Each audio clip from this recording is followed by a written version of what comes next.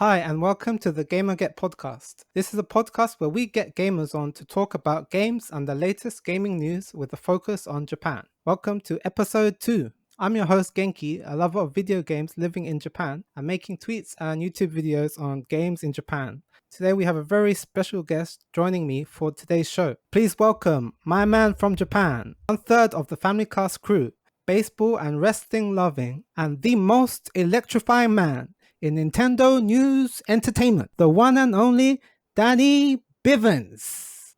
How's it going, Danny? Hey, it's going pretty good, man. Thanks for the awesome introduction there. Yeah, I know you like wrestling, so I tried to spice it up for you a bit. No, that's awesome, man. Like all I need to do is get my wrestling boots on and knee pads, and then I'm ready to go. So yeah, how's it going? It's going pretty good, man. And for maybe those out there that don't know me, my name's Danny. I'm part of a podcast website, YouTube channel called the Famicast. We've been on the air for more than 10 years.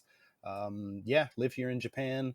Love Nintendo games, Japanese gaming culture, all that type of stuff. So it's definitely my pleasure to be on the show today, Genki. Oh yeah, thanks so much for joining me today and taking your time. I'm looking forward to it as well. Okay, so let's get into the show. In this part of the podcast, I'd like to hear about people's gamer origins to find out how people got into video games. So I'd love to hear about how you got into video games and games from Japan. Okay. Well, this goes back a really, really long time ago when I was just a really, really little guy, like almost 35 years ago. But my first ever gaming experience was on the NES back in the day with with Super Mario Brothers. That was the first game that I had ever played. We got the Super Mario Brothers Duck Hunt combo cart, and my brothers and I played the heck out of that way back then. Absolutely loved it.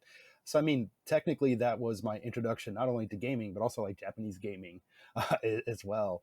But like, I mean, as a little kid, you don't really realize where things are made or, or anything like that. But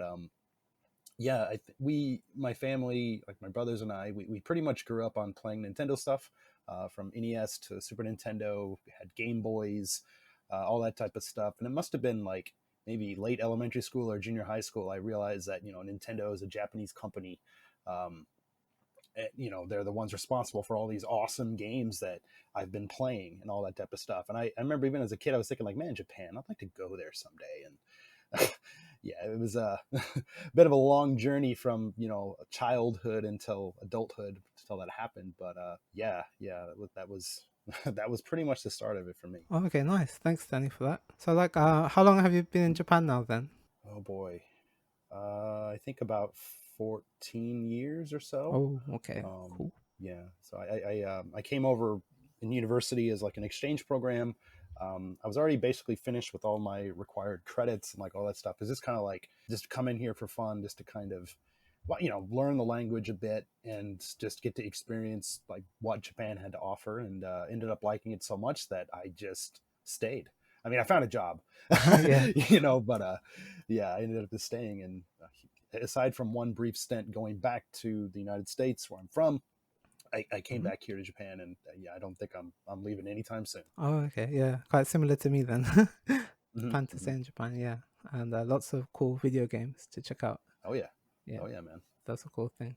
Okay, thanks for that, Danny. Yeah. So let's get into the latest gaming news from the last couple of weeks. So we'll start with story number 1. Charles Martinet steps back from voicing Mario, and we got a tweet from Nintendo of America that read, Charles Martinet has been the original voice of Mario in Nintendo games for a long time, as far back as Super Mario 64. Charles is now moving into the brand new role of Mario Ambassador.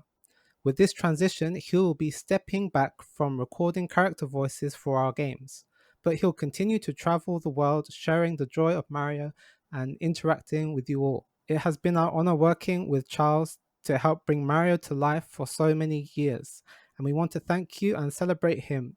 Please keep an eye out for a special video message from Shigeru Miyamoto and Charles himself, which we will post at a future date. So, Daniel, what did you think about this news? Charles Martinet is stepping back from voicing Mario. I mean, it's definitely the end of an era. I mean, say what you will about I've heard people talking online like, oh, what's the big deal? It's just a couple of like random one-liners and stuff like that. Well, I Mm-hmm. mean, they're not exactly wrong, but Yeah. like, if you think back to Mario 64 and like that era of gaming, there really wasn't too much like voice acting in games. Again, I'm not saying that like he was offering, putting up some kind of like ridiculous level performance worthy of awards and stuff like that or whatever, but he made Mario with all of the sounds and all of the stuff that he did. It really helped kind of just bring that character to life. And I mean, I'm sure that whatever they do going forward is going to be just fine, but I don't know, it's just kind of a little bit sad to hear that. Yeah, it's quite sad news to hear he's stepping back because yeah, he's been a legend for so long, and even like Yeah, like I grew up with like Mario 64. Like I yeah, think that was the first game I had on the Nintendo 64, and I only had nice, one me too. game for like a year. Oh wow.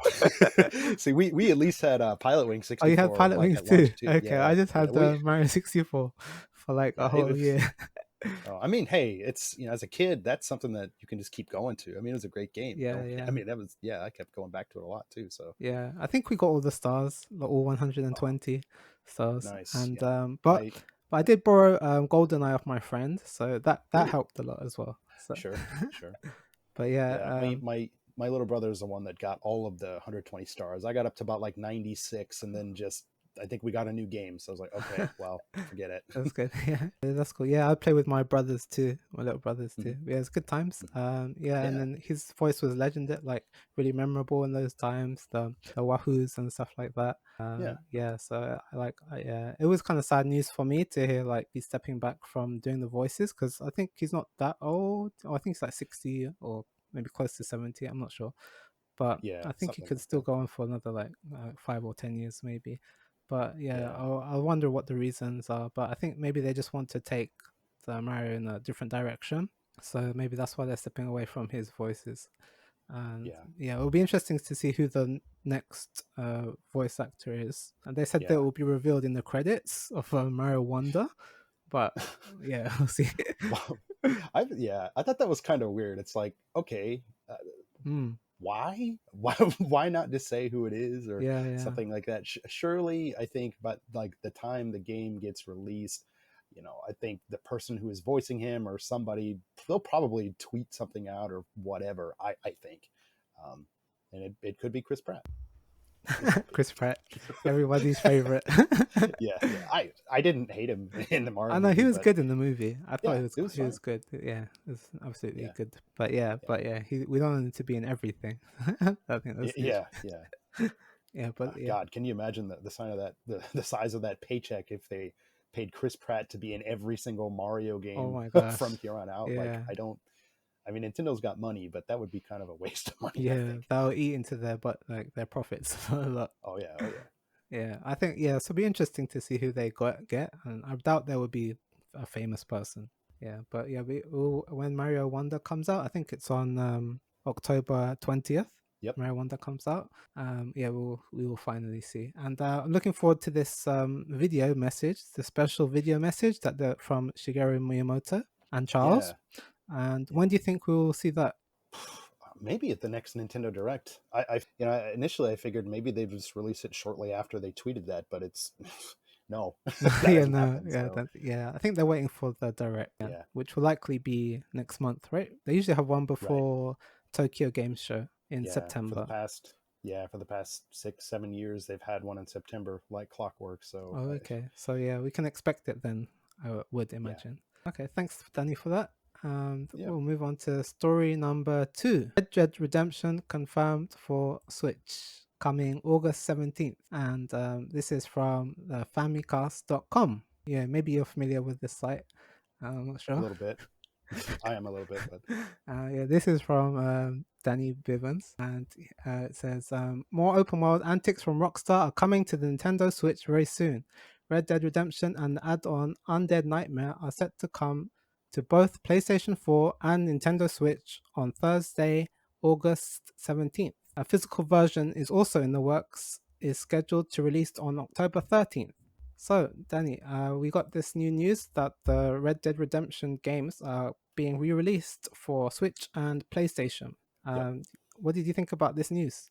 I was really, really hyped because I really enjoyed Red Dead Redemption back in 2010 on my 360. It was just a fun. I mean, gameplay is fun. The storylines were ridiculous and serious and stuff like that from time to time too. So I was really looking forward to being able to play a game like this in handheld mode. Um, it's at the time, like back in 2010, it just wasn't really something that was fathomable that you could play a big open world game like this on a handheld system. I mean, obviously the Switch has kind of changed, I guess, our expectations of what we can play, on our in the palm of our own hands and stuff like that. So that's cool. I mean, sure, it's not like a remaster or anything like that, but I mean, it does have a little bit better visuals than what was found in the original version. So I think that's kind of cool. Oh, that's awesome. Yeah, I heard it runs quite well on the Switch. They said it's like comparable to the PlayStation 4 version, maybe. So, Yeah, I've heard that too. I mean, that's kind of crazy. yeah, that's crazy. If it Yeah, could run I like a mean, PS4 on your Switch, it's really cool. yeah. I mean, to be fair, I mean, it was like a 360 and PS3 game, so I would Hmm. think that Double Eleven, the company behind the port here, if they weren't able to get it up to snuff, I don't know, it would be just like two big swings and whips from Rockstar on their last two releases on the Switch with this and Grand Theft Auto Trilogy. But Oh, yeah. thankfully, that's not the case. Oh, that's good. So this is actually a good port. Yeah, I think so. Oh, And okay. That's good to hear. yeah, I ended up buying it on on the day that it came out. Oh, And nice. yeah, one kind of weird thing when this news first broke. I mean, yeah, it obviously broke in English, and they had the pricing. It's like $50. So a lot of people were kind of upset about that because, Hmm. like I said, this isn't like a remaster or anything like that. It's just kind of like it's just a port. But it brings the game to like 1080p, which I've read before. I think the Xbox and PlayStation 3 versions might have only ran at like 720 back in the day. This game also runs at 30 frames a second. They didn't change that. They didn't bump it up to 60. People were kind of mad about that, but I don't know. I was just kind of happy to get it. But yeah, $50. People were kind of upset, but like when they first announced it, they just left it as 50 US dollars in the Japanese Rockstar website, which I thought Oh, was really? really weird. That's Yeah, funny. it's like American dollar dollars. sign 40, yeah, Okay. 49.99. Like Japanese people would have no idea Yeah, how yeah. much How that much that is. is? But yeah, but they did kind of, obviously they had to put a price out because they were releasing it, and it was like 6,800 yen, which is roughly like 46 US dollars or something. So a little bit cheaper, but not much. Oh, yeah. That's cool. Yeah, that's quite a good price, I guess. Yeah, If you to the exchange rate. Yeah, and it's good that it's portable, and yeah, also that it's available on PlayStation. Because I yeah, don't think, yeah, with the PS3 games, like, yeah, the PlayStation is really bad with the backwards compatibility or like the preservation stuff. Because most of the sure, games, they're not easy to port over from right, PlayStation 3. right. I mean, some of them they did do cloud versions and stuff, right? But I Hmm. mean, hey, I can understand people not wanting that to be their go-to to play, old PlayStation 3 games. That would not be my go-to to try to play any old game, but yeah. Yeah, yeah, that's true. Yeah. Oh, yeah. I also played Red Dead in the 360 era Nice, or nice, 360 nice. days. Yeah, I really enjoyed it, and I bought the Undead. Was it Undead Nightmare, like Yeah, DLC? yeah. But I never actually played it. Oh, really? So Oh man. maybe I can let's go back just for that because I Okay. really I I mean, really love the game because I'm like a big GTA fan, and yeah, okay. the Red Dead one was really good. I haven't played two though. Two's I mean, I bought that at launch. I played for about 10 hours and then for some reason I Mm, stopped. I don't remember exactly why. I was having fun with it. It's a little bit more meticulous, I think, yeah, than one because like there are like literally things that are on tables or desks that you're picking up individually. oh wow. There's a lot more like of that kind of stuff, almost like Hmm. Shinmu level Yeah, I heard type it's of more grounded, like more they're trying to be more realistic and more serious, and it's yeah. not And I as think like entertaining as the first one. yeah. I mean, part of like being a video game is that you can get away with weird video game things. You can have like 50 guns in your pocket, Yeah. even though you only see three on the character model. I mean, Oh, it, yeah. sure, realism is great, but sometimes it can kind of hinder the gaming Mm-hmm. experience. Yeah, yeah. Anyway, I hope they make a new one like in the future, which goes back Yeah, to more like arcadey, like fun gameplay yeah. style. That would be cool. Wait another 10 years, maybe. Yeah, take a while. Need to get the GTA 6 first, but yeah, that's cool. Right. Okay, thanks for that, Danny. We'll move on Yep. to story number 3. Pikmin 4 sales in Japan. Yeah, we just got an update on the Pikmin 4 sales in Japan from last week, and the game has now sold 721,000 physical units in Japan, and it's been Mm. the number one game in Japan since its release for 5 Wow. weeks in a row. Yep, and it's already the best-selling Pikmin game ever in Japan. So, what do you make of this Pikmin 4 selling super well in Japan? And it seems like the popularity of the series has really gone up in with this latest release. Yeah, I'm really pleased that Pikmin's kind of getting its day in the sun here in Japan. I mean, it's something that Nintendo's always kind of pushed, but it just hasn't ever had the same kind of success that their other franchises had for whatever reason. Maybe it's just because it's a little bit more complicated than something like Animal Crossing or Mario Kart. I'm not sure, but and obviously the high install base of the Switch with so many people owning Switches not only in Japan but just around the world, that just makes it so there's a bigger chance of Nintendo or any other company that's kind of like being able to kind of make bank and sell a lot of copies of their games. Yeah, that's for sure. Yeah, definitely that big install base has really helped it. And yeah, and did you see like a lot of ads for the game, like in out and about? So like I'm not so one to ask about being out and about because I ride a bicycle to work Oh, and kind okay. of like the countryside, whatever. But I do watch a lot of Japanese TV, and even Oh, just okay. today or yesterday, I saw one of the Pikmin commercials on. So I Wow. mean, it's still something that's being advertised, even what, a month or so after the game came out. So Wow, that's impressive. Yeah, I yeah. saw few ads like when you go on the trains, like you Hmm. see the ads on the monitors, like the Hmm. TVs on the trains for Pikmin, and yeah, I think like the popularity has really grown a lot. And like even my kids, like I have two young kids, and even they like there's like on YouTube there's like Pikmin songs, and they start singing these Pikmin songs about like Nice. about red Pikmin. It's like the red Pikmin can is like strong against fire, and Hmm. the blue Pikmin can swim, and like there's a song, and like my kids were Hmm. singing it, and I was like, oh, and like once my kids know stuff, that's when I know like it's like reached beyond like just a normal average person, and like it's like super Yeah. popular. Like it's kind of speaking of something like that, my wife, when the original Pikmin came out back in 2001, she remembers seeing commercials for that where I don't remember exactly how the song went in Japanese, but it's basically kind of like, it sounds kind of cute, but it's basically saying like, yes, these Pikmin go on an adventure with me. You throw them at monsters, they get eaten and killed, and like and then it's just like Pikmin for the GameCube, and it's like, oh, okay. Okay. I have to try look that one up on YouTube or something. But yeah, it's great to see like the series doing well, and I haven't got to it yet because there's just like so many games I'm still trying to play. Yeah, this I year's get it, man. crazy. But Yeah. yeah, once I'm done with that, I'm looking forward to getting my hands on Pikmin 4 because I've played all of them so far, and I really Oh, like nice. the series. Yeah, this one sounds really like exciting, and there's like a lot to collect, and like you can like 100% all the levels, and it's quite fun to do that. So yeah, I'm Hmm. really looking forward to picking this one up later in the year. Okay, cool. Next is story number 4. PlayStation's first remote play dedicated device, PlayStation Portal Remote Player, to launch later this year at $199.99. The blog post from PlayStation Blog.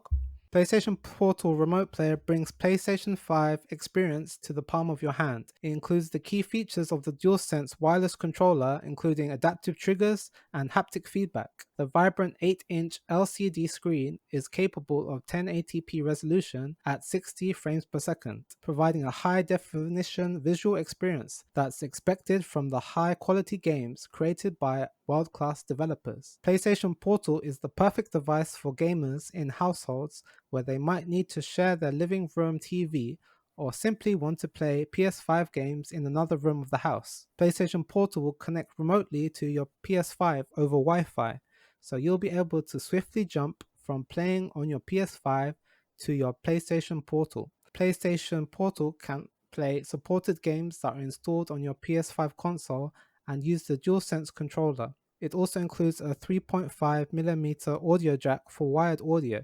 PSVR2 games which require the headset, and games that are streamed through PlayStation Plus Premium's cloud streaming are not supported. So that's all the basic details we got for the PlayStation Portal, which should be launching later this year for roughly $200. What did you think of? What do you think of the PlayStation Portal and these new details that we got? Well, man, like when the thing was first shown off back a couple months ago, I thought it was a really cool idea, even knowing that it wasn't like a new Sony handheld like a lot of Hmm. people had been wanting. But I think, in certain use cases, something like this can be really cool. Performance, how this thing performs over the Wi-Fi, that's the real question, Hmm. because it's tough to show this type of thing off at game shows and, like for example Gamescom or TGS or something like that, because at Yeah. venues like that there's so many signals and stuff like that bouncing around. It'd almost be Oh like yeah. That'd be stupid impossible. That's like for almost Sony to like impossible. show something off like that there, unless it's in some kind of private room or private somewhere Mhm. away from like all the interference and stuff like that. But I'm really curious to see, yeah, how this thing performs under optimal settings. Yeah, I feel you that with that one. Yeah, I don't think yeah, it would be impossible to show in like a big like convention center where there's so many different Yeah, like Wi-Fi like signals getting in the way. And yeah, I think yeah, I want to see how this works like practically, and like is the latency okay, and like is the lag with the controls. But personally, like the use cases that they mentioned in the PlayStation blog, that kind of suits my situation, because like I only have one TV in yeah, the house, and yeah, and like if I don't want to share the TV with the rest of my family, or I want to play somewhere else, then I think this would be a good accessory for me. But I understand like it's like a yeah. super limited Hmm. audience or like usage case, like that, like it's not Yeah, like it doesn't suit everyone, and it's not for everyone. yeah, dude. Like I'm pretty much the same as you. I mean, this is kind of how I use my Switch, anyways, Hmm. because my wife gets home. I get home a little bit earlier than her. If I have all the chores done and stuff like that, then I'll game on the TV for a bit, and then when she comes home, later in the evening, maybe I'll play a little bit more Switch, but I'll just play it in handheld mode, just so she can enjoy the big TV and do whatever, and I can still play a game or whatever, and that's great. Yeah, I think after seeing this, I was thinking, oh man, because last year I picked up an Xbox Series S, and I don't have a PlayStation 5. But now I'm thinking, like, man, I kind of wish I bought a PlayStation 5. Then I can maybe get this thing and see Hmm. how it would work out. But I mean, it is kind of a big ask, I think, for something that is just kind of like a Wi-Fi relay. I mean, yeah, it comes with the PlayStation controller, which I think that's probably really great, and it probably feels nice. But Yeah, that's true. Yeah, I think the usage cases are quite limited, and yeah, sure, like you said, yeah, I think yeah, for me, I'm looking forward to it because like there's situations where like if I want to play like a scary game, like someone borrowed me Callisto Protocol, and oh like I boy. can't play that in front of my kids, like on on the TV in the living room. So like Yeah, what yeah, probably, with yeah, games like that, or even like Resident Evil 4, like I don't want to play it in front of my kids. So like this will yeah, be kind of exactly. useful. I could play it like while my kids are watching TV, and can still be able to play a game in the same room without them seeing Sure. this stuff. So for me, like this, I see a lot of use cases where it'll be useful for me, and I do use have used remote play before. I do notice Hmm. there's like a slight lag, but it's like really Hmm. small. It's like a couple of milliseconds lag between like Okay. the TV and the remote play. But I Okay. think for games like if you're playing like RPGs or like turn-based RPGs and stuff like that, it can work quite well. So like Sure. I'm looking forward to picking one up and then like playing through like the Final Fantasy pixel remasters or like other like Sure. turn-based games, which I think Yeah. would work with quite well. But for like action games or like shooters, I don't think it will work that great. Well, when you were using that before, obviously not with this device, like how did you use it? Was it, like, on a phone or what? Yeah, On a on the PC or phone. like? Yeah, just on my mobile, Okay. on my iPhone. Just set up on the Okay. iPhone, and I don't have the like backbone controllers, so I was like using Yeah. the like really crusty touchscreen controls, Oh boy. and Yeah, they're really I know what you mean. slippery. Like especially with the analog stick controls, it's like kind of hard Uh, to. Yeah, I was playing a knack with my son in ah. remote play, Uh-huh. And then he was Oh playing boy. on the TV, and I was just playing on the remote play as an extra controller. Okay. And yeah, it was manageable, but it wasn't a great gameplay experience, especially with touchscreen Oh, I controls. know. So like, yeah, just Oh yeah. having the DualSense controllers, and I think is a big benefit. And I know they, I watched some videos, and they said like the analog sticks are actually a bit smaller than the regular PS5 analog sticks. Okay. I think so. They don't want to like get in the way of the screen too much with the analog sticks and with the size. Makes sense. Yeah, but apart from that, I Okay. think it's identical to the. It's just like cutting a DualSense controller in half and gluing it Okay. onto Yeah. a monitor. Yeah, and speaking of like playing the games on phones like that, like I did that with X Cloud, Xbox Cloud Gaming and Mm, stuff like that. And I mean, yeah, it ran okay, but yeah, not having like a backbone controller, just using the screen, yeah. yeah, you do kind of lose the analog Hmm. sticks and stuff like that. So having something that, and then you mentioned like performance too. Well, like this device is specifically tailored for this experience, so one would hope that it delivers the best possible experience that Sony can Sony can with this type of thing. Yeah, So yeah. They did say that this device is like specifically made for like this remote play and like doing this yeah, kind of game streaming. So I think they mentioned should work better than like your other devices, like your mobile phone or on your PC, because it's like a device specifically designed for this and this only. So and that it sure. should work better than like other options such as like cloud streaming or remote play on your phone. So hopefully when people Mhm. get their hands on it in like a real environment and test it, we can see how much better it is. But yeah, I'm looking to pick one up just because I like the idea, and it's kind of useful for my situation. But I understand it's not Yeah, for everyone, and like yeah, sure. it's only if you like have that specific situation where you find it Hmm. useful. Sure. Like I'm wondering though, Genki. Like I mean, obviously not owning a PlayStation, I don't see as much of the discourse unless I'm like going and actively searching for it, which I kind of have with this to an Hmm. extent. And it seemed like a certain subset of people were like actually kind of confused about Yeah. this because they were saying like, wait, I can play cloud games on this, Hmm. right? And No. no, Yeah. I mean I mean, not really. I mean, yes and no. Not like a cloud game. It's not a cloud gaming service. You actually have to own the game, and it's running on your PlayStation and then kind of beaming directly to you, as opposed to running on a server somewhere and then beaming directly to Hmm. you. Yeah, Um, exactly. Yeah, as you said. Yeah, I got a message from a friend. They were like confused. Like, do you actually need the PS5 for this, or is it like its own device? I was like, no, it's just an sure. accessory. And like, yeah, it Yeah. unfortunately, as you said, yeah, it doesn't do cloud streaming as well, which disappointed a lot of people online. And most people are like online are against it because it's like it doesn't fit. It doesn't have any use for them because it doesn't have the Sure. cloud streaming, and it's remote play only, and it doesn't have Bluetooth for like normal wireless headsets or earphones. Ah. Like you have to buy these special PlayStation branded new headphones if you want Right. wireless Right. headphones or earphones. Yeah, so that's kind of Okay. annoying as well. And yeah, it doesn't stream. You can't stream games, or you can't like watch like Netflix on your PS5 Sure. on your. So Uh, there's kind of a few strange like things they did there, like that make it a bit less useful. that seems kind of, well, I mean, they probably have the reasons, but I mean, if it's running on your PS5, Hmm. why would they even care if you're using something like Yeah, Netflix or whatever? I mean, yeah, it doesn't make sense to me. I guess YouTube too. I get in that. I guess you can't use that, but well, I have to see. But that kind of suck if you okay. can't just stream like directly from your PlayStation 5. It's only games you can stream. That would kind of suck. Yeah. But it seems it's going to Yeah. be like that. And yeah, we still haven't got any confirmation on the battery life, but I think we had one report saying they're aiming for like the same as the DualSense controller, and the DualSense Okay. controller battery is like really bad. Maybe it lasts Okay. like Great. for me it lasts like 3 or 4 hours.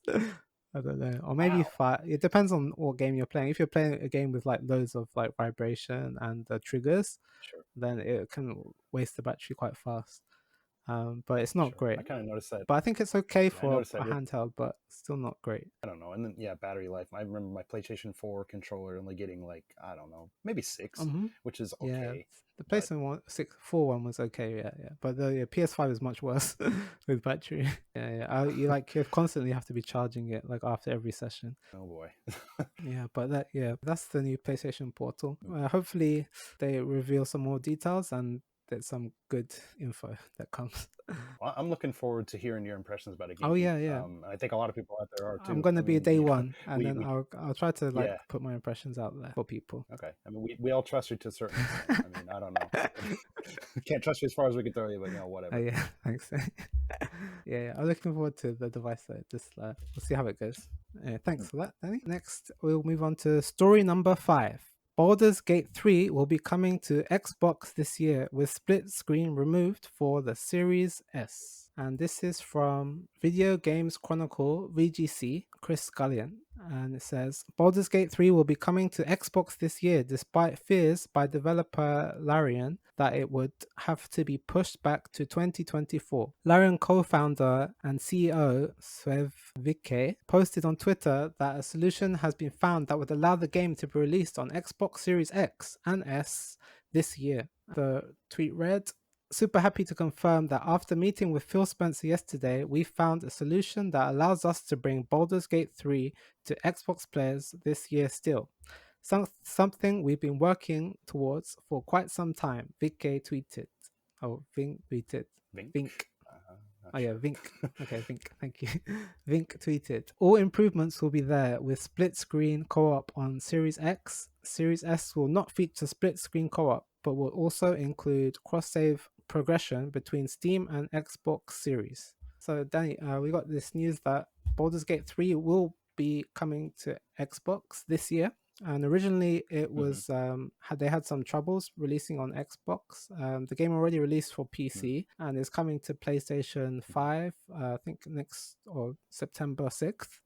But there was no Xbox Okay. version confirmed. And this was because the Okay. developers had an issue with getting split screen working on the Series S specifically, which Mm-hmm. they said on Mm-hmm. in some tweets. And due to Xbox's, they have like a parity rule, like the gameplay modes in on the X have to be also be on the S, otherwise you can't release the game. But apparently Mm-hmm. at I think it was at Gamescom, Phil Spencer met with the guys from Larian, and they worked out a deal where they could scrap that rule or like make an exception in this case to bring the game Mm-hmm. to the Xbox platform, and hopefully it'll come out this year.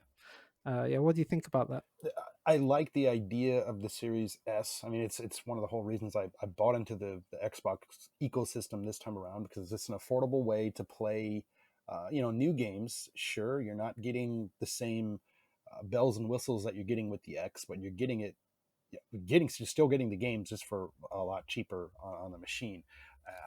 It just seemed like a matter of time before more and more stuff like this would happen. I mean, there's been rumblings from developers over the past year, 2 years, or whatever, where they complain about, Mm-hmm. the power on the Xbox Series S, and I think that's I don't see a problem with that. I mean, they're just kind of just stating, issues that they're having, and some of them can get it figured out, maybe some of them can't. I mean, there is a power disparity between these two machines, so Mm-hmm. it kind of is what it is. I don't blame them for just kind of calling it a day and it's like, yeah, we're just not going to do it on the Series S. Sorry, guys, but Mm-hmm. Yeah, yeah. It seems like it's extra difficult just because of yeah, it's a lot less powerful, and I think they had like memory issues. Like okay. with split screen, I think you have to render the image like 2 times to get the Ugh. image on working. So I think they were just Mm-hmm. struggling to get that working on the Series S. And apparently, Mm-hmm. like I think the issue is not like they can't do it. I think they can do it, but like the amount of effort and like development time and resources it would take Mm-hmm. to make it work, it's not worth it for them. Like 'cause it'll Sure. just take so much of their resources up just to get it working, where they could be putting those Yeah. resources into like to the main game or like other areas. So I think that's the Right. main issue. It's like it's not like it's not impossible, but it's just really tough to do to get that Sure. split And I screen mean, on there. if they're, getting hounded by publishers about like, you guys need to get this out by this and this date. I mean, that's another thing Hmm. too, where they have to think about the realities of what they can or can't do within certain time frames. So Yeah, that's true. Yeah. Oh yeah, I know you have a Series S because I think you got one, and then um, later on I got one. Like I think it was yeah, yeah, went on sale for a bit, then I picked one up yeah. You like lucky. quite soon Yeah, after. you're lucky, man. It's still like, it was pretty Yeah, cheap. yeah. It was It before was the price yeah increase and all before that the price crap or went up whatever. in Japan. Yeah, but Yeah. yeah, how are you enjoying the Series S so far?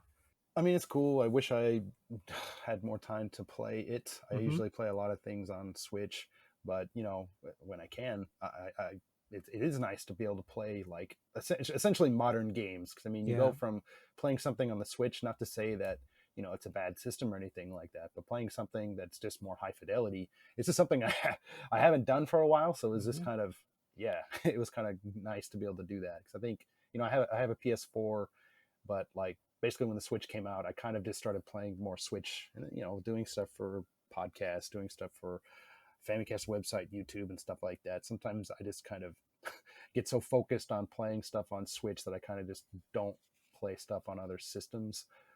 But yeah, it is kind of nice to be able to have that option. That's cool. Yeah, you're definitely the guy to go for the Switch news and Switch info, especially when it comes to Japan. Well, not everything, Yeah, that's that's cool. true, It's but like you thank you. specialize in that.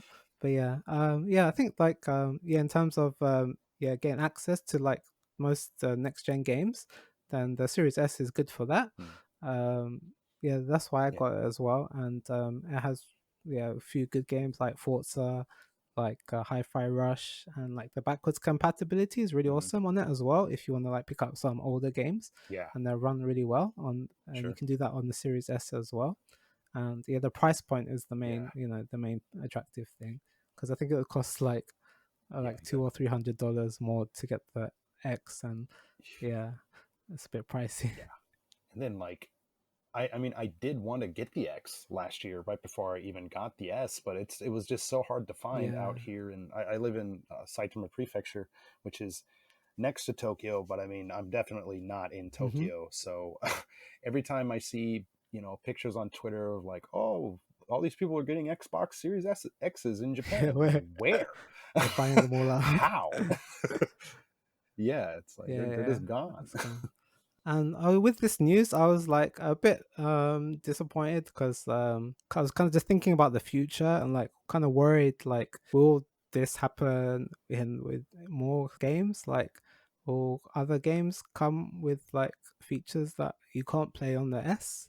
Like if it's just split screen, I'm not bothered because like my kids are still like really like preschool, and like so Sure. I'm not going to be playing any split screen games on Xbox with them. Yeah, with on Right. Nintendo we play a lot of split screen, but I can't. There's no Sure. like Xbox games that I want to play split screen. But so I don't really mind. But Right. if it comes to like other features in the future, then that's where I kind of get worried. For example, like if they ever release Final Fantasy 16 on the series Hmm. on the Xbox, like I kind of I'm not sure how it would run on the S, because like even like the PlayStation 5 is like overheating, especially like they have these really epic Oh boy. boss battles in Final Fantasy 16, and like people's PS5s are Hmm. like on fire during those boss fights, and like they even close down. Like Oh man. some people's PS5s like shut off during the Wow. boss fights because they're like Wow. they're so intense. Oh, that's awesome. Yeah, so I don't know how that would run on like the Series No. S, to be honest. Like unless they do some like Yeah. crazy like developer magic or like or optimization.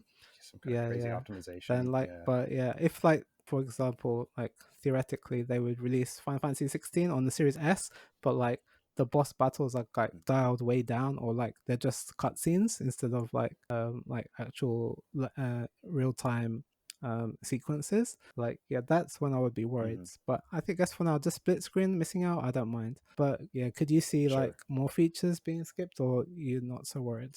I mean, I think this is a cause for people to be a little bit worried if you're, because I mean, it does set a precedent that parity isn't a thing that has to be Mm-hmm. abided by, you know, for Xbox games. I mean, again, like you said, it's just for a variety of different reasons, but yeah, it is. It's interesting. It will be interesting to see what that means. Like you said, does this mean gimping certain games because it just things just can't run, changing things completely, pulling things out? Mm, I don't know. I mean, I'd say that the possibilities is pretty high that it's going to happen again. What will that be? I have no yeah. idea. But Yeah, that's true. It's kind of hard to tell what will happen, but yeah, hopefully it's not sure. too intense the differences. But yeah, it's a bit worrying because like Yeah. as the generation goes on, like they're trying developers are like trying to like do more and more, and like the games are getting more and more complex and advanced. So it might Yeah. have some repercussions, but yeah, we'll have to wait and see. But for now, it's just split screen is not too bad. Okay, so now we move on to story number 6. Will Final Fantasy VII Remake and Final Fantasy 16 ever hit Xbox? Phil Spencer responds. Phil Spencer was in an interview with IGN with, I think, Destin Liguri, and he was asked about Mhm. the Final Fantasy games such as Final Fantasy VII and Final Fantasy 16 coming to Xbox. And this was Phil Spencer's response. I recognize that when people buy an Xbox, they want to make sure the great games that they want to play are coming, Spencer said. If there's any publisher out there where that hasn't been true, Square's one of the top. Sarah Bond and I fly to Tokyo and have conversations. We spend a lot of time with Square. Obviously, business deals and relationships that will have to get worked through on certain games. But I'll say it was really great to have the CEO of Square and Yoshi P there just to talk about their commitment to Xbox, because I can say like I'm the head of Xbox, blah blah blah, but having the CEO of one of the third parties make a commitment to the platform, I thought was a really meaningful step. So you'll hear more. I'm not going to push them. They're going to have to find their own rhythm, but having them make a commitment to Xbox was really important, both to me and I've heard it from the community to the community as well. And 14 was more of a commitment. So that's what was Mm. Phil Spencer's response to getting more games from Square Enix and the Final Fantasy games onto Xbox. Yeah, what did you think about those remarks about the Final Fantasy and more Square Enix games coming to Xbox? I mean, I think not only myself, but a lot of fans out there that maybe just own one console or something like that. They want to play Final Fantasy games, the newest ones on their console of choice. I mean, like I said, I'm primarily a Switch guy, so that would just basically make it only potentially cloud versions. But for Xbox, I mean, yeah, the hardware is Mhm. a little bit different, but I mean, it's not like the system's too weak to be able to like push the tech or anything like that. So I think a lot of people out there that do want to see Final Fantasy games on the Xbox. Then again, it's some people are like, well, Final Fantasy's always been on PlayStation. I'm thinking, well, what in the world were they doing during the Oh Super yeah, Nintendo and oh Genesis yeah. era then? But uh, I mean, no, I understand what they mean when they say that, but I don't know. It would definitely be nice just to be able to play whatever game you want when it comes to like companies like this on whatever hardware you like. But I get it. Sometimes they sign Hmm. exclusivity deals or whatever. So that's just the way it is sometimes. Yeah, I think yeah, that's just the way it is, and yeah, I think it would be nice if they could bring those games over to Xbox. I think they were just like waiting Mm, for like Phil to like help them, maybe like give them some like Game Pass deals or something like that, um, just to get mm, those games over to there. I heard mm, like in the 360 era, like Xbox were really like forward in like getting Japanese games onto their platform. And I heard like from mm, Peter Moore, who was like the CEO of Xbox back then, like he would be making like really mm, paying loads and loads of like money just to get games on their platform. Not even like exclusivity sure. deals, like just for day and date, like the same as other platforms.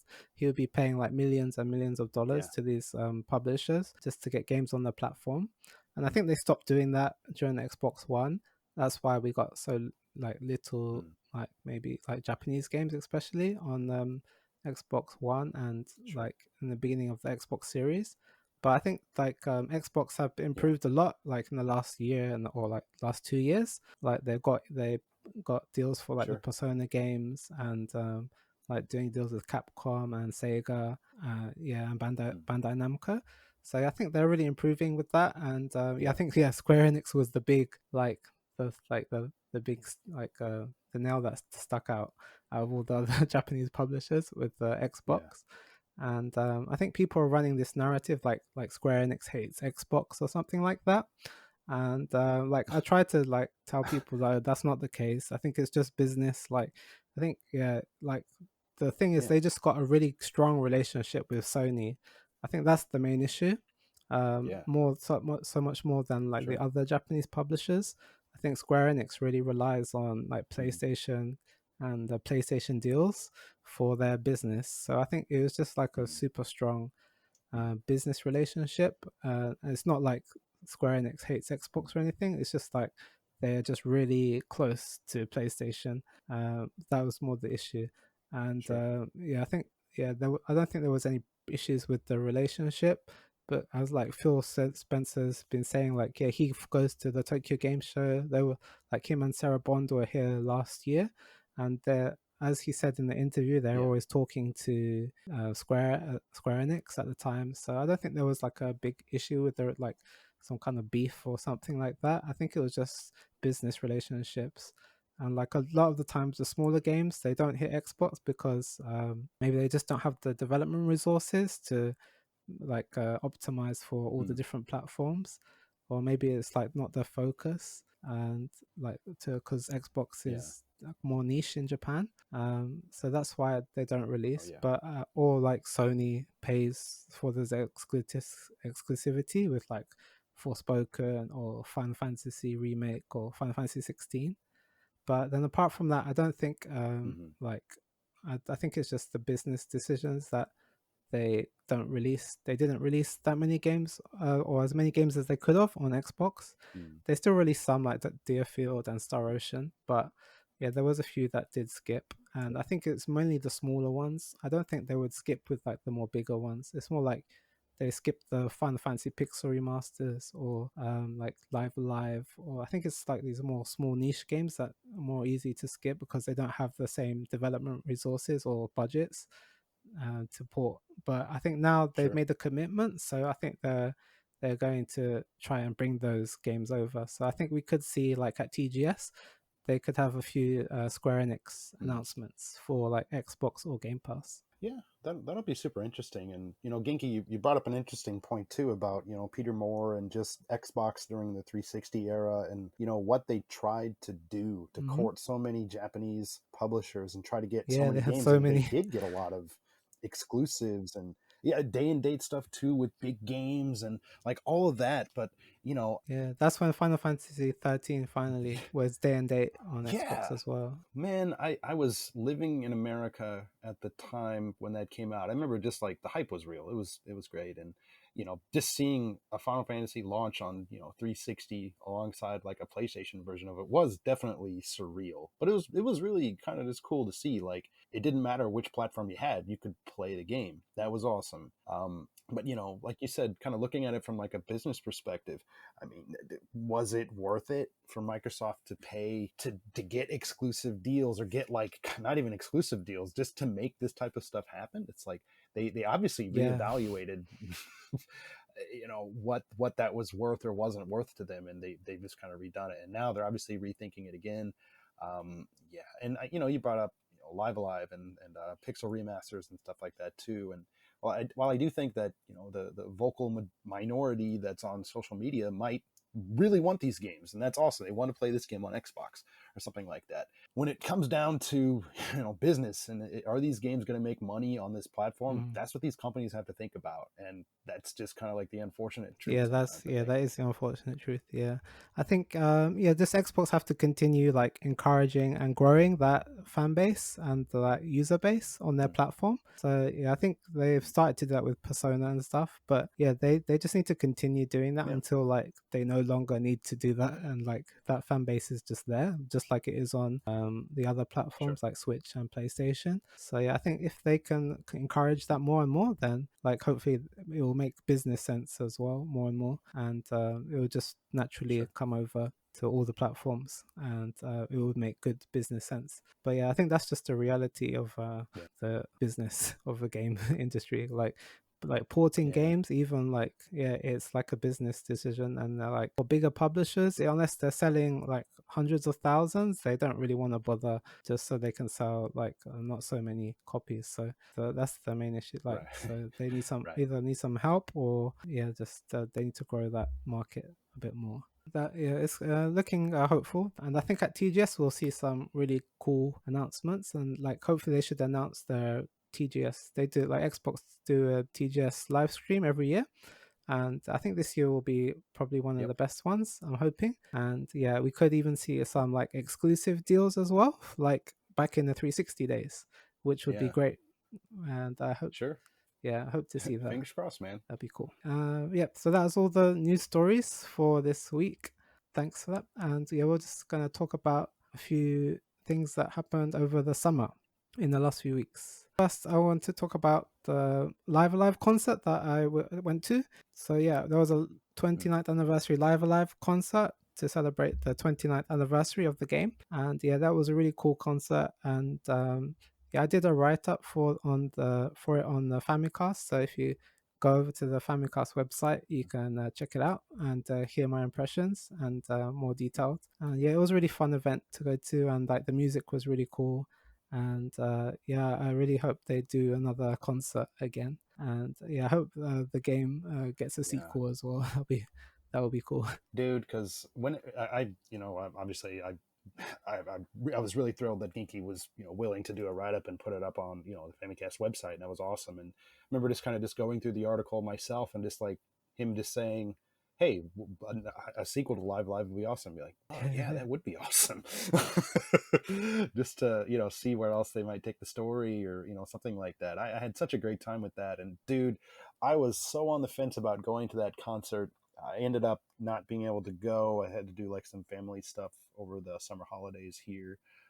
But yeah, it sounded wicked, man. Like I really hope they do at least another concert for the 30th anniversary or 31st or however they want to do it. yeah, yeah, You that's true. know, Yeah, so yeah. I hope they do one for the 30th or next time. Then yeah, definitely. We sure. should try to go to that one as well. It's fun. Yeah, yeah. Yeah, man. Yeah. It's cool. It's really niche, and it has like a really strange like hardcore fan base. Like they're really into it. Like even like the game didn't sell that well in Japan Yeah. ever, and even this time didn't sell Right. that particularly great. But like there are some really hardcore fans Mm-hmm. of the game there. But yeah, it's Mm-hmm. cool. It was really cool Mm-hmm. to be among them, and the live music in Live Alive. Oh my god, it's really good. It's yeah, Yoko Shimomura is a super good composer. Yeah, she's from like Mm-hmm. Street Fighter 2 and Kingdom Hearts and Final Fantasy 15 and a bunch of other Super Mario RPG. Mm-hmm. So that's the next game Uh-huh. she's Uh-huh. working on. She's doing the remixes for that as well. So Mm-hmm. that should be really cool. Man, Yeah, yeah, I'm yeah, really looking looking forward forward to to Super that. Mario RPG. That like yeah, they remade it, so that's super awesome. Yeah, and then with Yoko Shimomura's back, so that should be a really cool Yeah. game on the Switch. And yeah, and also I during the summer since last time I was at the Pokemon World Championships. I also did a report for the Famicast. You can read about it on famicast.com. And I also made like a video tour on my YouTube channel at Genki Gamer on YouTube. You can check Mm, that out there as well. But yeah, it was a really cool event. The first time it came to Japan, and yeah, there was like loads of mm, loads of international people and loads of Japanese people, and everyone just celebrating Pokemon. And yeah, it was really nice to see and be at the mm, event. And yeah, I don't play Pokemon Go or Unite. I've tried it out, um, but yeah, no, I didn't stick with it that long. I do play the mainline Pokemon games, mm, which are fun, but I never play mhm. competitively. Though I don't play to battle or like do all the EV God. and IV training and all that. I don't do that. If hey man, more power to people. If that's how they enjoy playing the game, hey, good for you. I mean, I just played Oh through yeah, Arceus Arceus. was I really thought good. that was fantastic, and that's like yeah, that's like my Pokemon fix for God knows how many for however many years Yeah, yeah, from from now. But yeah, I mean, there's a lot of cool stuff that's going on in the Pokemon world, and I'm glad that they have events like this, even coming Mhm. here to Japan, just to give people Yeah, some yeah, fun yeah. It here was a too. really cool event, and yeah, they had loads of cool things. Like they had that ship, and they had some different. They had Mm, loads of different events going on at the same time. So yeah, I think it was a really good opportunity for Pokemon mm. fans, and yeah, hopefully they do it again. But yeah, I'm not into the battling and the competitive side. Like yeah, Dude, yeah, that just sounds yeah, super yeah. I stressful. don't even like online gaming, like competitive online gaming. Yeah. Yeah, yeah, usually me too, man. Oh, I did. Oh, yeah, I did do the sports games as well. Oh, okay. Like I used to play Pro Evolution Soccer online. Uh-huh. Oh Yeah, God, that's the online. only Oh one I my did. God. Yeah, that was quite fun. Like just you could build your own team and like compete against others. That was fun. But in terms of like shooters and stuff, I don't do that stuff. Yeah, Maybe a few races in Mario Kart or something. I don't But know. yeah, I don't play it online so much. I mean, I don't want to like get myself scrub quoted or anything like that, but yeah, I don't know. Like, just usually playing competitively is just not fun anymore for me. I mean, I don't have as Mm, much time as I used to try to get good at games. So, like, yeah, yeah, I'd rather just kind of enjoy it or just do single player experiences yeah, yeah. rather Same. than playing some randos on the internet. Yeah, same. Same sentiments here. So that's all for the news this week. So next we'll go into what we've been playing recently. Yeah, so recently I've been playing Advance Wars 1 plus 2 Reboot Camp. And yeah, it's really fun. Like it's a remake of the Advance Wars 1 and 2 from the Nintendo DS, and it's been remade for Nintendo Switch, and it came out earlier this year. I think it came out in like February or something. I'm not sure. April? April. Okay, April. Yeah, and yeah, it's a really good remake of the old games. And I Mm. noticed like on the start screen, it was delayed for like a year, right? Right. Because of like the war and stuff in Right. Russia and stuff like that. And yeah, a lot of the characters are like kind of Russian looking, so that's Ooh. probably why Ooh. they delayed it. Like there's a guy called Olaf, I think, or something like a commander. Uh-oh. But yeah, it's a really cool game. Like I like it because it's like really simple. It's like a strategy game, but it's just really simple. Like there's like set amount of units that you can choose, and it doesn't get too complex. But it's still really fun and enjoyable. You just have to like use your units to conquer these cities and catch the cities, and the cities earn you money, and then you have to defeat the opposition by defeating their units like tanks, and they have like soldiers and aircrafts and rockets, and or you can just try to catch their base, which like you go over to their base and try to catch it. Yeah, but it's like a really simple game, but it's like really addictive for me, and like I always can just fly by playing that game for me. Sure, sure. And I used to play the game on the GBA. Oh, that's Hmm. from the GBA. Sorry. Right. On and I used to play that on train rides when I was in school, and Nice. like my hour train ride would just like disappear in like 10 seconds or something. Nice, nice. So like I used to have like a Game Boy Advance SP, Hmm. and like that was like the perfect for playing on the train. Advance Wars, kind of nostalgic game for me because it brings me back to those days. But yeah, the game's really fun, and it has a lot of cool modes. And yeah, I know it's like on the start screen, like it's still version 1.00. Oh, really? Like the game hasn't been updated at all. Wow. But Okay. it's good that they released the game without any bugs and stuff, but it also shows Yeah. that like they didn't really like try to do anything with it afterwards. They just kind of just threw it out there and just Yeah. let it be, which is kind Well, of a shame. Like, and it didn't even get released in Japan, so that was another exactly. annoying thing. Yeah, it's just perpetually on the maybe, to be determined list or something like that. If even that, I'm Yeah. trying to remember, but Yeah, mm, yeah. I had to import it from the UK. Like my parents live in the UK, so okay, I nice. just they sent me one. Nice, nice, But nice. yeah, yeah. It came a bit later, but it was worth the wait. Sure. I prefer physical. I'm a physical media guy. What about Hmm. you? Are you do you like Yeah, physical I, I or a bit of I both? I do prefer physical, but sometimes if I'm feeling impatient, I'll buy it digitally. Mm, Sometimes I'll buy yeah. both, Mm. depending on the game. Like I did that with Live Alive. I did Oh, that with nice. Tears of the Kingdom. Oh, wow. Yeah, I Yeah, got there's the some games you just want to play. Like, it's just so much more convenient to have them digitally, right? Like, yeah, you don't have to change. You just boot it up like straight off exactly. the unit. Yeah, But yeah, I prefer physical just because like I'm a collector. I think yeah. I still have that. And yeah, I used to like resell the games like when Oof. I had less money Mhm. because like I just complete them, then resell them quickly, and then like could get my money back, that Oh, kind of dude. stuff. But also Even collecting. if I didn't have very much money, like I think the first time, like when I Hmm. first started working here in Japan, I didn't have a lot of money. I did have a lot Yeah. of games that I could have sold for a decent amount of money, but I was like, no, today it's going to be spaghetti with no sauce and salt and pepper. That is not a delicious dinner, I'll tell you that.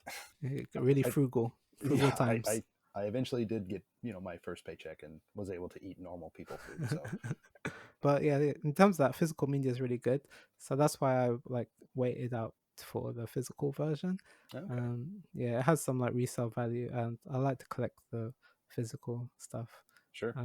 Yeah, and I know physical is gonna die sometime, so Yeah, I'll just kind maybe. of collect it while I can. While I can. It could Hopefully, it doesn't die. yeah, it could still be some kind of niche thing that just goes on for a long time. I Hmm. mean, hell, like vinyl and stuff like that's coming back, and Yeah. Oh, yeah, uh, that's true. here in Japan, you can still buy CDs and all Hmm. sorts of stuff like that. So Yeah. Japan's definitely one of the good places holding out for the physical media yeah, in the world. So yeah, I appreciate that about Japan a lot. me too, me too. Yeah, and shops like Book Off where you can get some games for cheap. You bet, man. Yeah, absolutely. And they're all, Japan always like keeps things in like pristine condition. That's like amazing. Like even though Oh, it's like used or second yeah. hand, but it's basically as good as new. Right. Like it's unbelievable to me sometimes where if you go on something like Yahoo auctions here in Japan or other resale sites and stuff like that, you'll read the description. It says like, yeah, this thing is used. There's a scuff here, and they show you like this really tiny area of like a box or something that has like a scuff that you Yeah, don't even see when they're yeah, zoomed in, and you get it, and you're like, this is absolutely fine. Like whereas yeah, in America, where I'm from, you buy something on eBay, it says yeah, used, good condition. You get the disc, and it looks like somebody just rubbed sandpaper all over it. You can't even read the label. The case is just some random DVD case. I mean, Oh yeah, that's crazy. yeah, big difference. That's for Yeah, sure. big difference. Yeah, that's another good thing about living in Japan. Yeah, things are usually kept in good condition, even though Yeah. they're supposed to be used. Yeah, apart from Advance Wars, yeah, which I'm really enjoying. Completed the first game, Hmm. and I want 100% it before I move on to the second one. But it's Oh, very all on cool. the one disc or the one cart, so Okay. you get two games in one, so it's really good value. And yeah, I definitely recommend it, Advance Wars, for any players if you like strategy games. It's made by Intelligent Systems, the same people that made Fire Emblem. But this remake is done by Way Forward, who I think are the people who did Shantae. So yeah, it's a really good remake, and I'm sad it hasn't been released in Japan, Yeah. and it doesn't look like it will get a sequel. But there's always hoping. Yeah. Yeah. At least we got a remake. I think this will do me for the next like 5 years. So Yeah. if they don't make a sequel, I'll be sad. But at least we got this one. Right. Yeah, and apart from that, I've just been playing more Final Fantasy 16. Still doing the second playthrough Ooh. in the Final Fantasy mode. It's a bit Mhm. more you get to keep all your weapons and stuff and levels, but the enemies are a bit more challenging. Okay. So yeah, I'm taking my time doing that one. And Nice. I also like when I like in my downtime I like to play theater rhythm. Hmm. I like all the Final Fantasy. I got the platinum on the PlayStation, and I also put like over like 20 hours in on the Switch. Nice. So Nice. yeah, it's really cool game, and I really enjoy it. And it's just like a chill game, like just listening to the Final Fantasy music and just chilling out. Yeah. It's more like a chill game for me that I just put on. And like I got the DLC stuff, so like every few weeks or months they release few new tracks from Mhm. different games. Like yeah, that's cool. Like they had some Nier Automata music recently, and Bravely Default, so Yes. an Octopath. So yeah, that's really cool. They do Yeah. that. So yeah, that's all I've been playing recently. Yeah, how about you, Danny?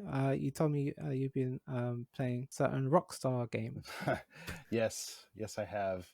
Before, just to touch a little bit on Final Bar Line, like I have that game Mm-hmm. too, and I did kind of play it a little bit over the summer just to kind of come back to it because I think within like in like the basically leading up to Zelda, Tears of the Kingdom back in May, I had put in something like 50, 60 hours or something on the Switch Oh version, wow. just from just kind of grinding through, not even grind, that maybe that's not even the right word, just kind of Oh yeah, picking but away at it. Like, yeah, you do level up your characters in a oh way. yeah, like I think everybody, well, like I got everybody at least up to 99, and Oh, then cool.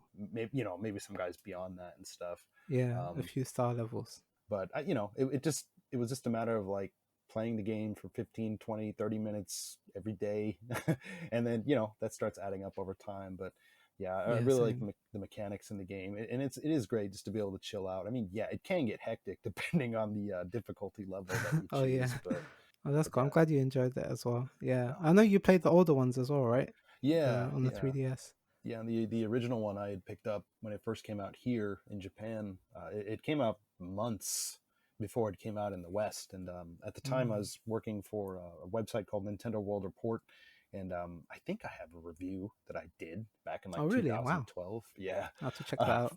yeah, for that, like before they, it was released in English and stuff like that. But no, I thought the series is cool. I did even pick up the Theater Rhythm Dragon Quest that came out here. Oh, nice.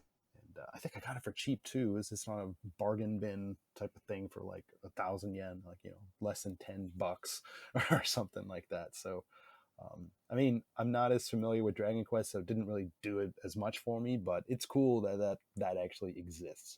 Yeah, that's cool. Yeah, I hope they do more like more games, and I'm also hoping they bring some Final Fantasy 16 tracks to Theater Rhythm. That's my Hey, yeah, because it's the music's definitely. really good in 16. Hmm, hmm. So yeah, I hope they bring some of those tracks to it. Yeah, that'd be Yeah, cool. yeah. It's a really fun game. Yeah, I recommend it. Yeah, it's cool. Cool, you got like yeah, you into that as well. Yeah, it's a really good game. Oh, do you prefer the touch screen controls on like the 3DS or the buttons, or doesn't matter? So I like before I played the game and learned that the Switch version, PS4, all that type of stuff would be buttons. I originally was thinking like, oh man, I don't know if I'm gonna like this. But then after playing it on the Switch for X amount of hours, I did go back to the 3DS version just to see because it had been so long, and I think I actually prefer what's on the Switch.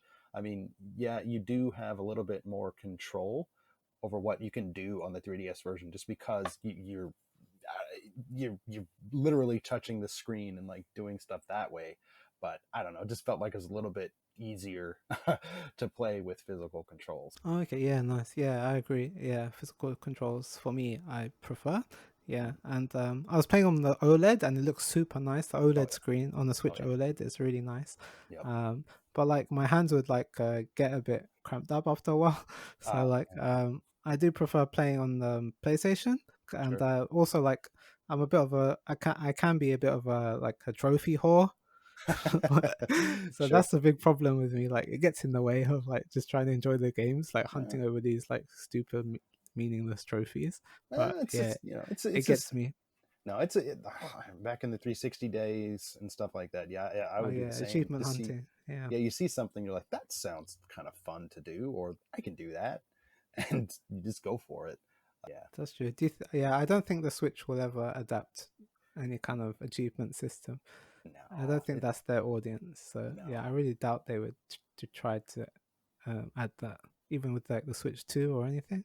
yeah, Yeah, they. maybe they'll have like some stamps or something.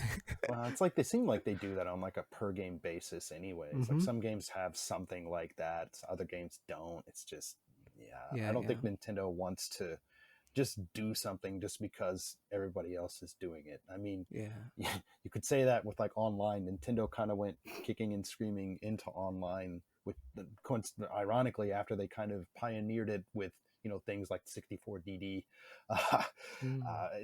to obviously not a very high degree of success, but um, yeah, Nintendo likes to just kind of do their own thing sometimes, and I don't think they really care about achievements. Yeah, that's the sense I get too.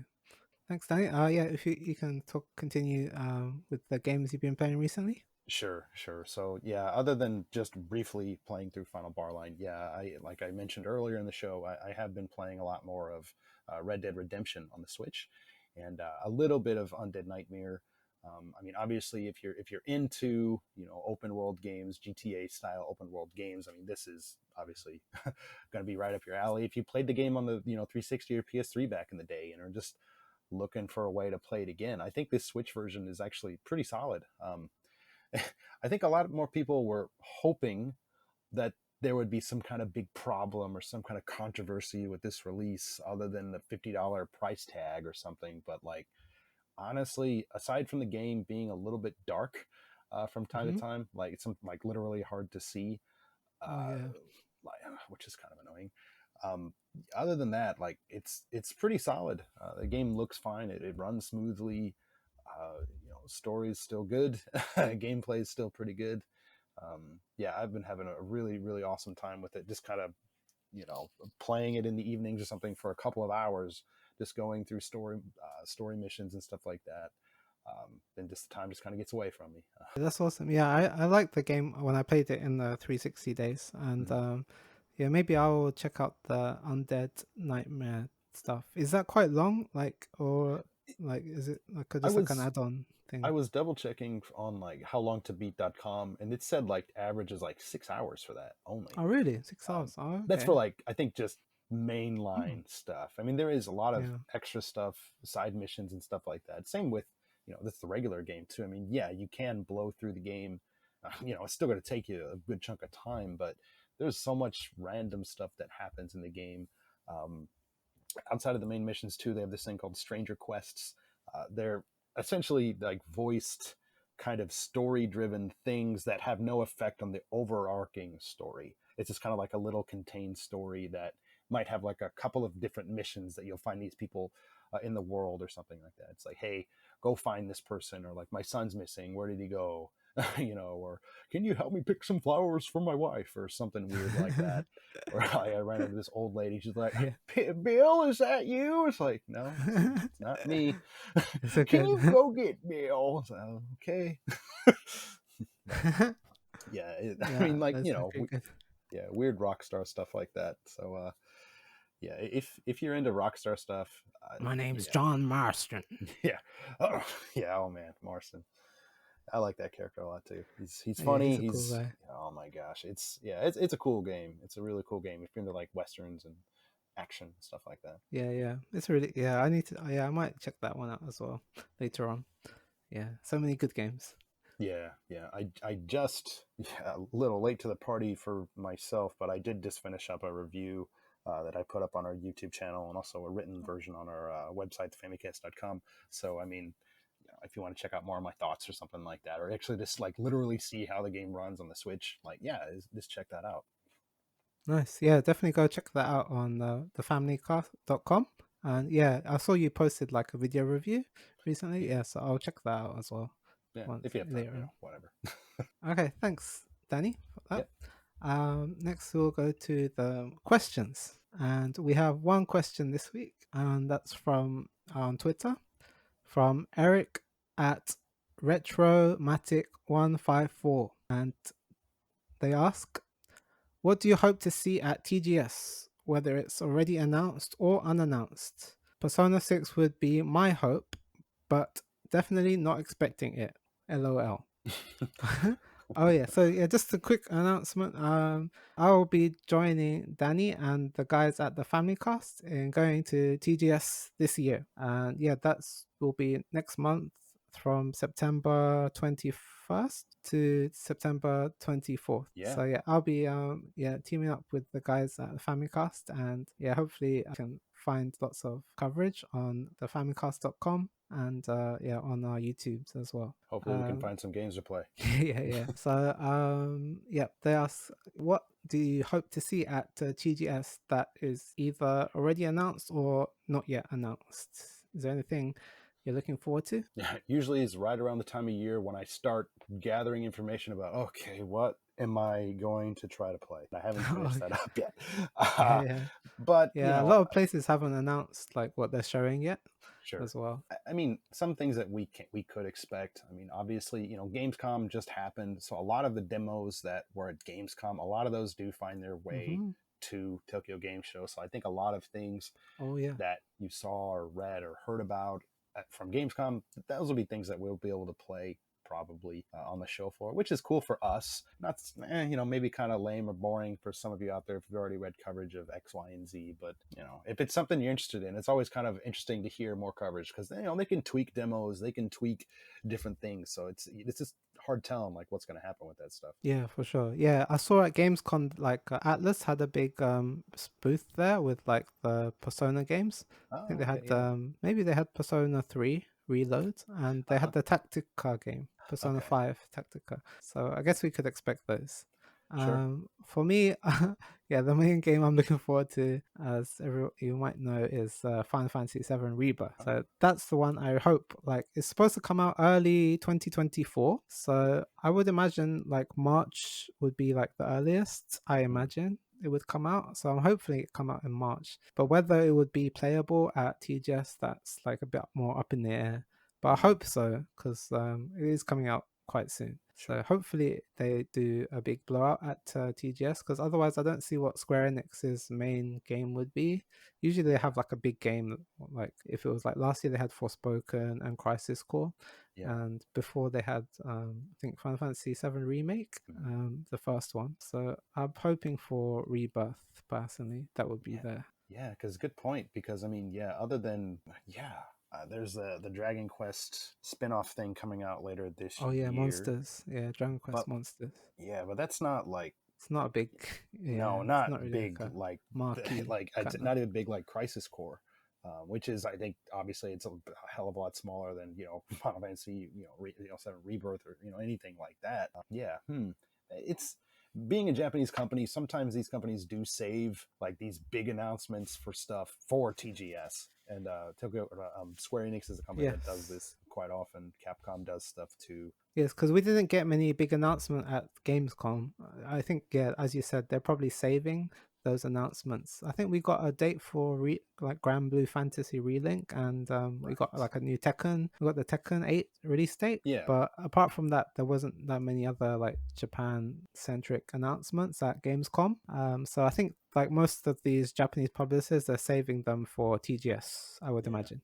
Absolutely agree. So yeah, I think we'll in like the next couple of weeks we'll get a few big announcements from these Japanese publishers on like hopefully games like Final Fantasy VII Rebirth. I'm Right. hoping. Yeah. What do you think about Persona 6 as the yeah? Do you think that would show up or no? Man, I mean, I think, uh, Personally, I think there's like not a chance in hell. yeah, I think Eric at the end of his tweet, just it would be his hope, but he's definitely not expecting it. Lol, I think just lol would be just kind of my whole Yeah, yeah, response to a that. big I, law. Yeah. they got enough like Persona stuff kind of cooking right now, where I think that would just Mm-hmm. kind of overshadow anything that they're doing, Mm-hmm. Yeah, that's over true. for the next like 6 to 12 months. So Yeah, and I think their next big like main release is that Fantasio game. Or what's it called? I'm not sure what the name is, but like they have a new game called I think Fantasio or something like that. okay, But it's made by the same director as Persona 5, so that's like the next big game. So I think they'll be more promoting that game, and then Persona 6. Hopefully, it's a different team, but yeah, hopefully we'll have news about Persona 6 next year. Yeah, I'm not expecting it to, like Eric says here. right, But yeah, hopefully we'll like maybe next year they'll get some announcements about Persona 6, and right, this year I think they'll just show the other game that they're working on, the sure, other big one. Apart from the Persona 3 and the mm, Tactica game. Apart from that, yeah, I'm not really sure what else is going to be shown at TGS because a lot of places haven't announced it yet. yeah, So I think once they will announce it, yeah, I can make a list. I think I'll make a video with like all the games I'm looking forward to at hmm, TGS later on. So yeah, look out for that yeah, later on. So thanks Eric for your question. Yeah, oh, and yeah, I actually have one more question for Danny, oh god, just personally. No, it's nothing big. Like I forgot to ask it before in the news section. okay. But yeah, my question is: do you think the PlayStation Portal, the new remote play device, how popular do you think that will be in Japan? Considering Japan likes quote unquote portable devices. Mm, I think that's a bit of a tricky one. I mean, as you've reported on for a long time, you and Jody both, like, do people really own PS5s in Japan? I mean, Hmm. being kind of like facetious there, but I think there will be an interest because use cases like Genki's are normal, whereas like a house in America or maybe other parts of Europe or Australia, whatever, people might have just bigger living spaces, bigger rooms, more televisions and stuff like that. Japan, depending on where you live, sometimes your house or apartment is small. You don't have big sound systems because your neighbors will come over and Oh politely tell yeah, you to stop.